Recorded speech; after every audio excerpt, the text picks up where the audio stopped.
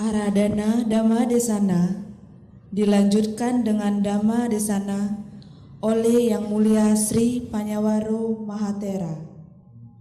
Katanjali an dewarang ayacata santi dasata paraja kajatika desetu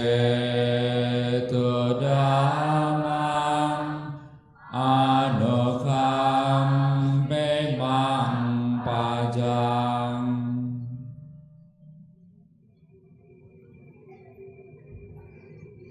Namo tassa bhagavato arahato samma sambuddhassa. Namo tassa bhagavato arahato samma sambuddhassa. Namo tassa bhagavato arahato samma sambuddhassa.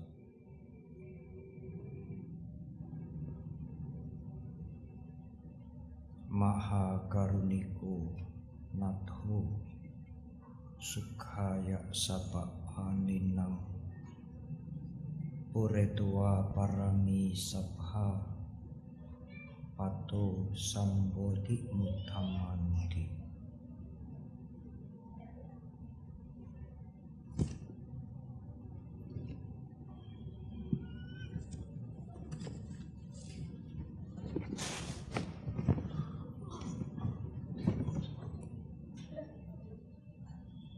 Sangha yang saya hormati,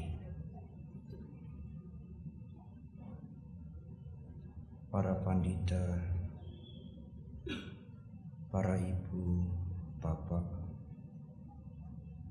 saudara, dan anak-anak semua yang sangat berbahagia. Hari ini adalah hari ke-8 setelah purnama. 8 hari setelah purnama di bulan Waisakha, jasmani Guru Agung kita diperabukan.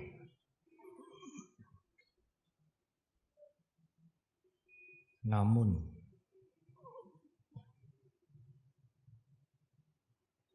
parinibbana atau wafat Guru Agung kita bukan berarti ajaran yang beliau sampaikan itu berakhir.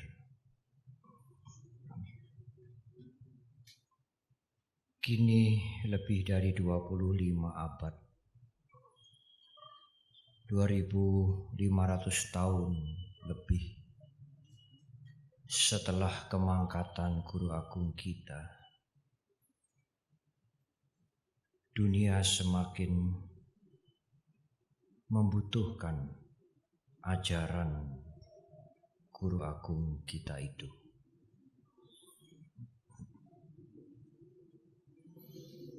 Para ibu, bapak, dan saudara-saudara, dalam kacamata orang biasa, dalam kacamata masyarakat, Pangeran Siddhartha bukanlah seorang yang menderita. Siddhartha bukan seorang yang sengsara. Dalam pandangan orang biasa, sang pangeran adalah orang yang kecukupan. Hidupnya tidak kekurangan, sudah mapan. Tetapi saudara, semuanya itu beliau tinggalkan.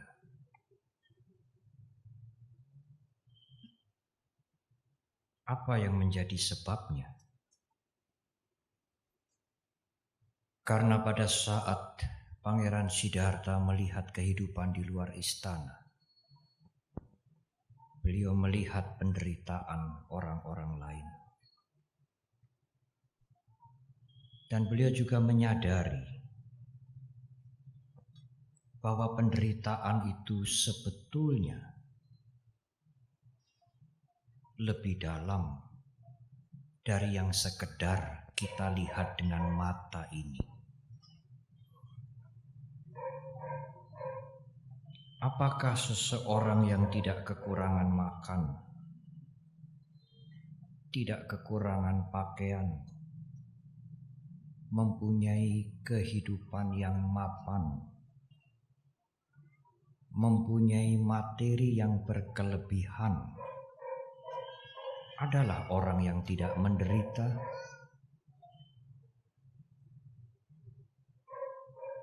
Apakah mereka yang sengsara, yang tidak bisa makan, yang pakaiannya compang-camping saja yang menderita? Ternyata penderitaan itu mempunyai arti yang lebih dalam.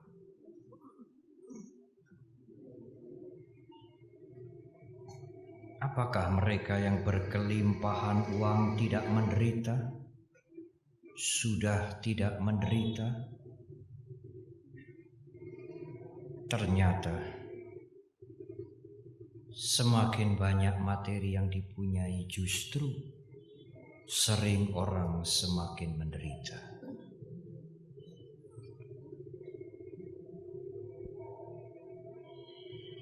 Sering kita mendengar keluhan.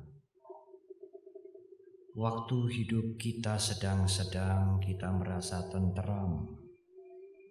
Sekarang setelah hidup kita makmur, ternyata kita semakin penuh dengan ketegangan. Materi bukan jaminan, apalagi jalan keluar untuk menyelesaikan penderitaan. Sering materi menjadi sumber penderitaan,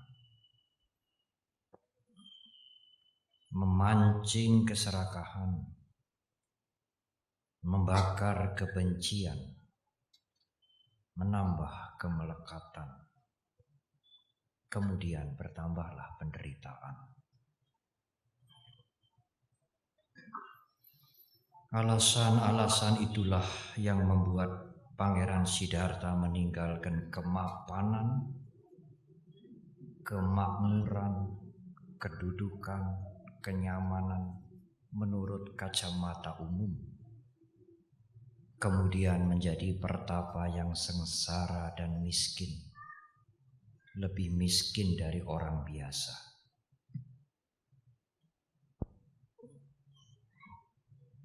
Kalau kita, ibu bapak dan saudara, tidak peduli orang lain sengsara, yang penting keluargaku dan aku sudah mapan. Tetapi sebaliknya Pangeran Siddhartha tidak peduli dirinya mapan, tetapi banyak orang sangat menderita. Kepeduliannya bukan kepada dirinya, tetapi kepeduliannya justru kepada makhluk-makhluk yang menderita. Hanya orang besar, saudara, yang mempunyai kesadaran agung seperti ini. Tidak ada bandingnya dalam sejarah umat manusia. Saudara tidak mungkin mampu mencari bandingnya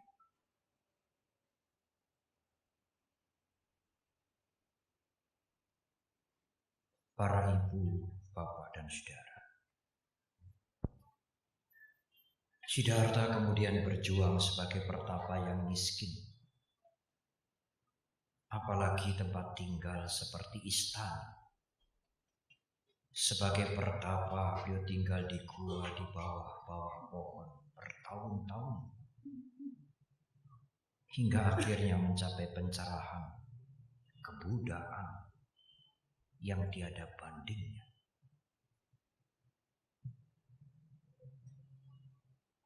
Inilah ibu, bapak, dan saudara. Perilaku mulia. Kewajiban sempurna yang telah disempurnakan oleh Guru Agung kita kepada dirinya. Yang di dalam bahasa Pali dikatakan Buddhata Carya.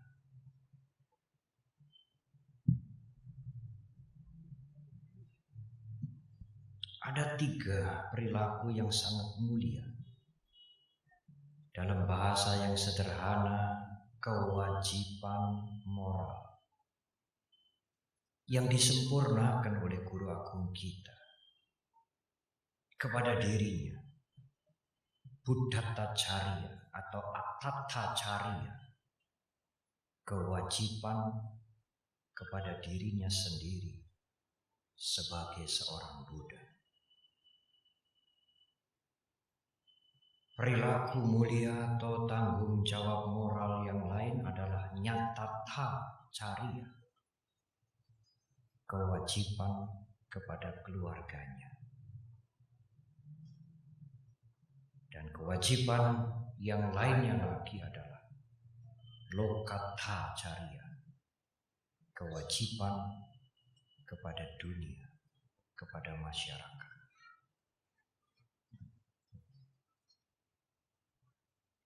Para ibu, bapak, dan saudara, memang kita tidak mempunyai jiwa seagung Pangeran Siddhartha. Siddhartha mempunyai moral responsibility, tanggung jawab moral, memikul tanggung jawab makhluk-makhluk untuk mencari jalan yang mampu membebaskan mereka dari penderitaan. Kita mungkin tidak mempunyai moral responsibility sebesar Guru Agung kita, memikul tanggung jawab makhluk-makhluk. Tetapi bukan berarti kita tidak mempunyai tanggung jawab moral. Kita mempunyai tanggung jawab moral dengan skop yang lebih kecil. Tidak seagung Guru Agung kita. Tanggung jawab moral yang pertama adalah kepada diri kita sendiri, saudara. Tidak bisa diabaikan. Saudara tidak mungkin menyelesaikan tanggung jawab saudara kepada keluarga saudara kalau saudara mengabaikan tanggung jawab kepada diri saudara sendiri.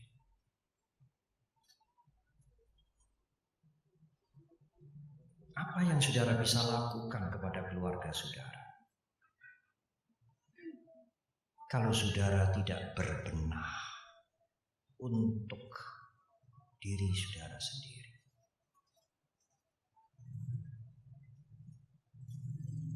Banyak orang mengatakan kita harus mempunyai skill, keterampilan, kecakapan, kepandaian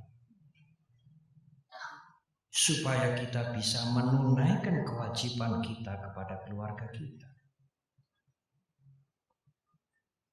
Kalau kita malas, kalau kita bodoh, Kalau kita tidak mempunyai keterampilan, tidak mempunyai skill,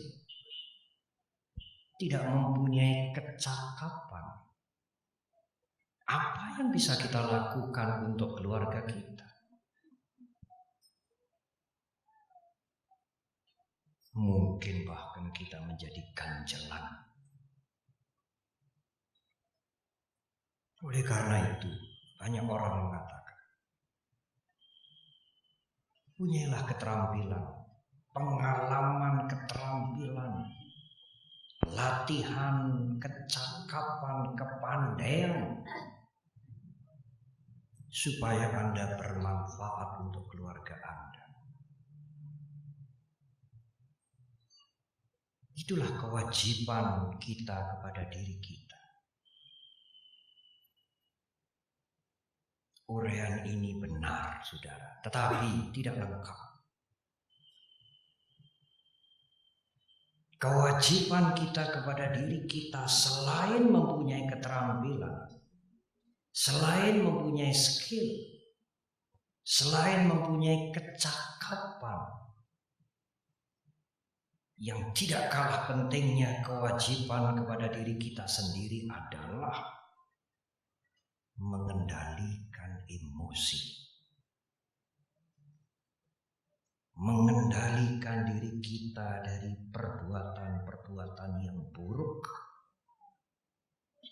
Itulah kewajiban kita terhadap diri kita. Apa gunanya saudara pandai mencari uang, mempunyai keterampilan, mempunyai pengalaman, tetapi perilaku Anda buruk, menghancurkan diri Anda, menyengsarakan keluarga Anda, sekalipun Anda bukan orang yang bodoh. Mewaspadai emosi kita, mewaspadai kebencian, kemarahan, keserakahan, iri hati, mengendalikan diri dari perbuatan-perbuatan jahat, supaya kita tidak menghancurkan yang lain. Tidak kalah pentingnya dengan skill, dengan kemampuan, dengan keterampilan. Itulah kewajiban kepada diri kita sendiri, saudara.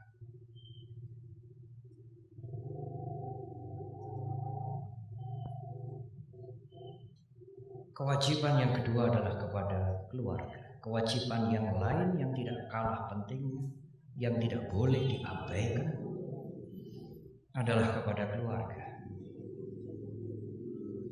Sekalipun Siddhartha telah mencapai pencerahan, meninggalkan rumah tangga, sempurna kebudayaan beliau, justru itulah beliau menunaikan kewajibannya kepada keluarganya dengan sempurna. Ibunya yang meninggal setelah melahirkan beliau 7 hari. Guru Agung kita mencari di mana Ratu Mahamaya dilahirkan. Ratu Mahamaya dilahirkan di surga Tusita. Pada waktu wasa yang ke-7, 7 tahun setelah penerangan sempurna, setelah pencerahan agung, Guru Agung kita pergi ke surga Tawatingsa untuk memberikan bimbingan Dhamma kepada ibunda beliau, hingga akhirnya Ratu Mahamaya yang dilahirkan menjadi seorang dewa mencapai Sotapanna, kesucian tingkat pertama. Pada waktu Raja Sudodana diranjang kematian, Guru Agung kita datang memberikan khotbah Dhamma, dan Raja Sudodana mencapai tingkat arahat, kemudian wafat.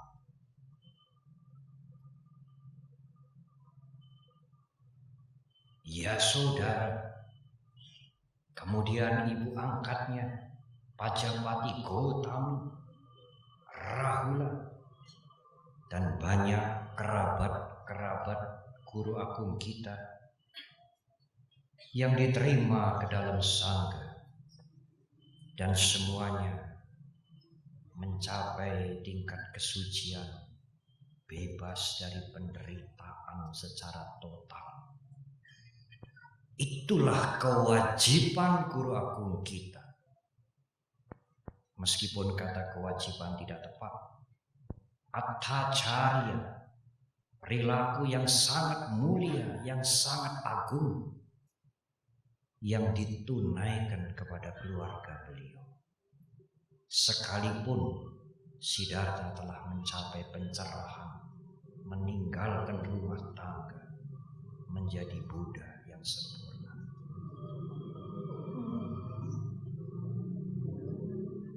Para ibu, bapak, dan saudara, apalagi ibu, bapak, dan saudara,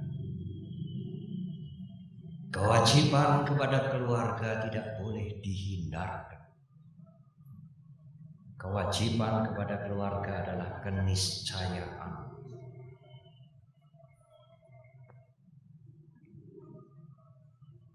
Orang tua mempunyai kewajiban menunjukkan yang benar, yang patut kepada anaknya,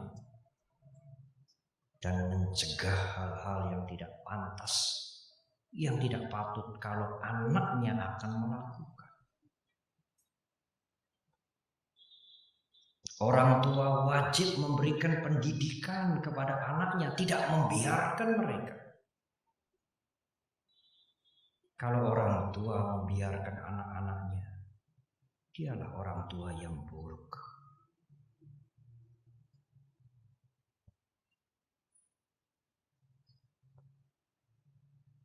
Seorang suami pernah mengeluh, dia sangat sakit hatinya, terluka, pedih, karena istrinya menyeleweng. Dia melihat itu, dia mengetahui itu, dan dia tidak ingin itu terjadi.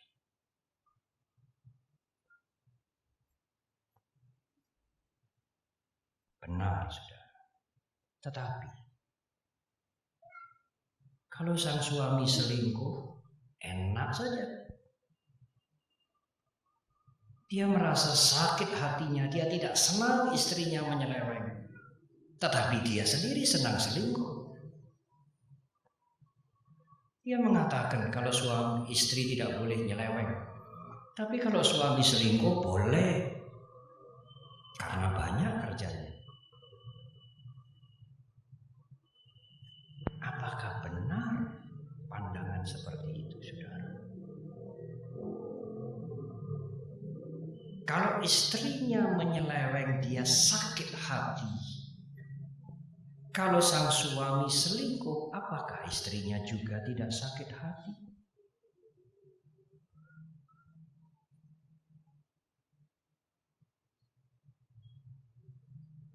Suami sering berkata keras, apalagi kalau capek, emosi, bahkan mengumpat di depan anaknya. Sang istri sakit hati. Dia mengatakan kepada suaminya, janganlah begitu, sakit hatiku. Tetapi kalau istri memaki-maki suami, enak saja. Apakah dia tidak berpikir bahwa kalau dia memaki-maki suaminya juga sakit hatinya?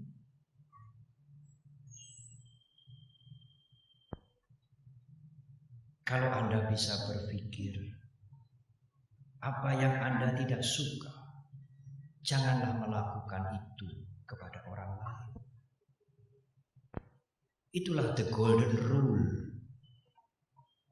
hukum emas. Kalau Anda sakit, diperlakukan seperti itu, janganlah Anda berlaku seperti itu kepada orang lain, karena dia juga akan sakit. Di dalam Dhammapada dikatakan, Semua orang takut hukuman. Semua orang takut kematian.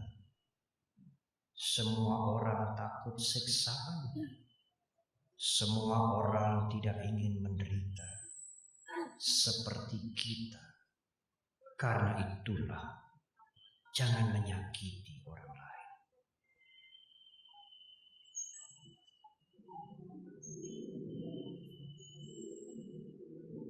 Para ibu, bapak, dan saudara, Guru Agung kita juga mempunyai kewajiban yang sangat besar kepada dunia, lokata carya. Tidak hanya kepada umat manusia, para dewa, terhadap para dewa sekalipun. Tengah malam para dewa datang, Guru Agung kita mengajar dhamma kepada mereka. Kita pun mempunyai kewajiban kepada masyarakat, kepada orang lain, kepada lingkungan.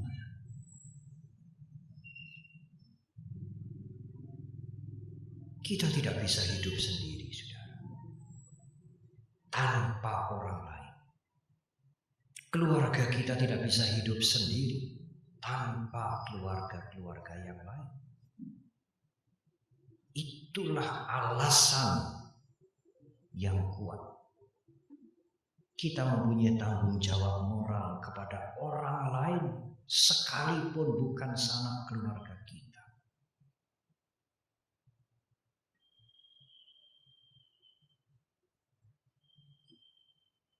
Pada waktu perayaan Maga yang lalu, saya menguraikan hubungan antara kita dengan orang lain.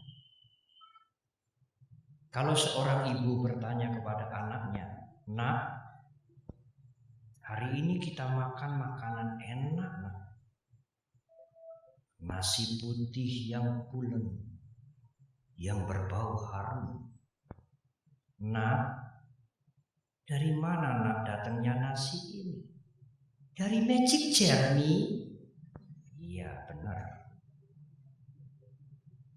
Nak, dari mana datangnya air putih ini?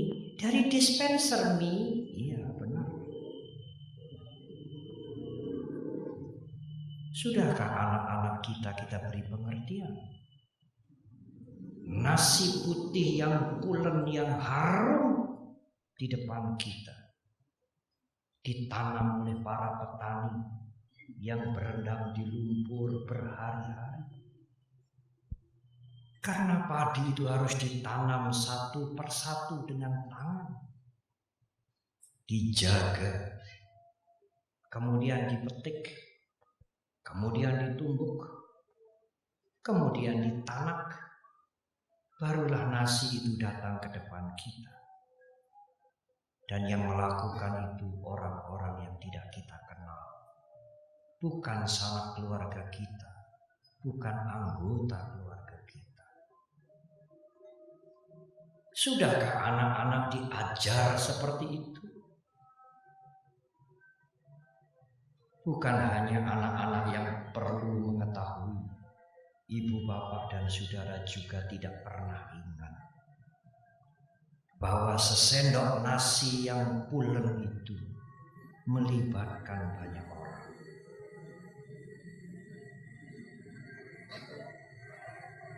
Ibu, bapak, dan saudara, kalau saudara melalaikan kewajiban menjaga emosi, menjaga perilaku yang baik, tidak ada keharmonian dan keutuhan di keluarga. Keluarga mungkin berantakan, saudara. Bagaimana kalau sang ayah, sang ibu berbuat jahat, kemudian ditangkap polisi? Bagaimana kalau sang ayah, sang ibu berbuat yang buruk, kemudian dipenjara? Apakah tidak hancur keluarganya? Kalau Anda melalaikan tanggung jawab kepada diri Anda menghancurkan keluarga Anda. Tidak mungkin ada harmoni dan keutuhan, tidak mungkin. Tidak hanya keluarga,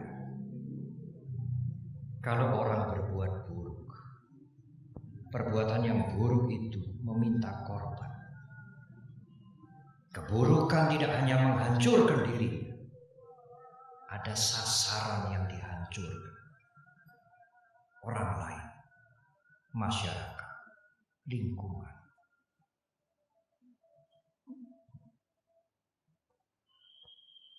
Demikian juga para biku. Para biku mempunyai moral responsibility, tanggung jawab moral untuk mendidik masyarakat. Kalau melihat umat berperilaku tidak pantas, para biku harus mencari cara memberikan nasihat. Tidak dibiarkan saja. Kalau dibiarkan, tidak ada tanggung jawab moral kami untuk mendidik masyarakat. Jangan gaduh, jangan berperilaku tidak sopan. Itulah tanggung jawab kami. Kalau kami diam 1000 bahasa, Anda mau gaduh lah, mau jungkir jempalik lah, urusanmu. Tidak ada tanggung jawab moral para biku terhadap masyarakat. Tidak hanya kepada umat Buddha, kami sering diminta bersama pemuka-pemuka agama lain.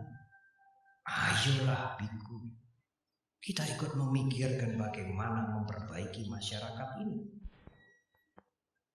Memberikan peringatan kepada para pemimpin kita dengan lunak, dengan keras.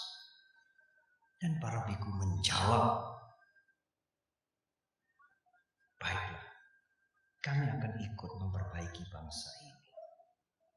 Karena itu adalah lokata cariya, kewajiban moral kepada masyarakat.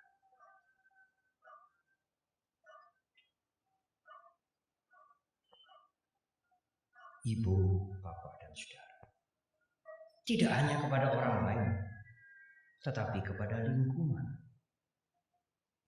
Tahun yang lalu saya mendapatkan penjelasan, beberapa tahun yang akan datang 2000 pulau Indonesia akan lenyap karena air laut pasang, panas bumi naik, es mencair. Tetapi beberapa bulan yang lalu saya membaca 3000 pulau Indonesia akan lenyap. Tidak hanya 2000, 3000 pulau Indonesia yang kecil-kecil akan lenyap. Gelombang laut pasang, musim hujan tidak menentu, puting beliung, taufan, tanah longsor, banjir, es mencair. Apakah ini hanya bencana alam? Tidak. Sebabnya adalah perilaku kita, manusia. Kepedulian kepada lingkungan termasuk lokata cariya, kewajiban moral, tanggung jawab moral kita kepada dunia.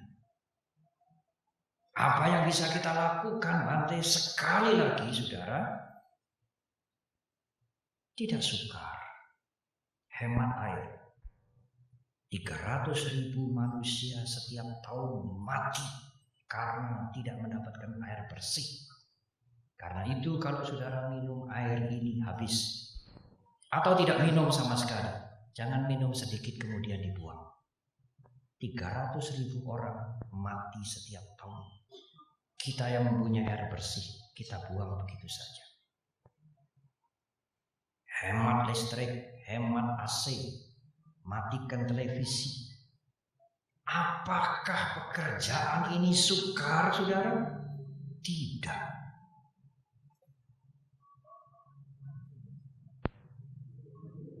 Tidak perlu belajar, tetapi perlu kesungguhan. Tidak perlu belajar, tetapi perlu mengingat-ingat. Menghemat listrik, menghemat air, tidak memotong tumbuh-tumbuhan. apa yang kita lakukan ini tidak perlu uang, justru menghemat lebih baik, membuat kita tidak boros. Apakah saudara mempunyai moral responsibility seperti ini? Tanggung jawab moral, karena kita hidup di bumi yang satu. Kalau ada kehancuran, kita bisa terkena akibatnya. Apakah yang kita lakukan bisa menyelamatkan dunia, Bapak? Apa yang Anda lakukan adalah kebajikan. Kewajiban menunaikan tanggung jawab moral kepada lingkungan, kepada orang banyak. Para ibu, bapak, dan saudara, guru agung kita telah memberikan contoh menyelesaikan kewajibannya kepada dirinya hingga mencapai kesempurnaan, membebaskan keluarganya dari penderitaan, dan mengajar dhamma kepada masyarakat hingga sekarang kita merasakan manfaatnya. Maha karuniko nato sukaya sabapanina.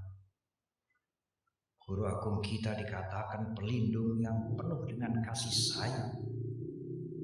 Bagaimana guru agung kita melindungi kita?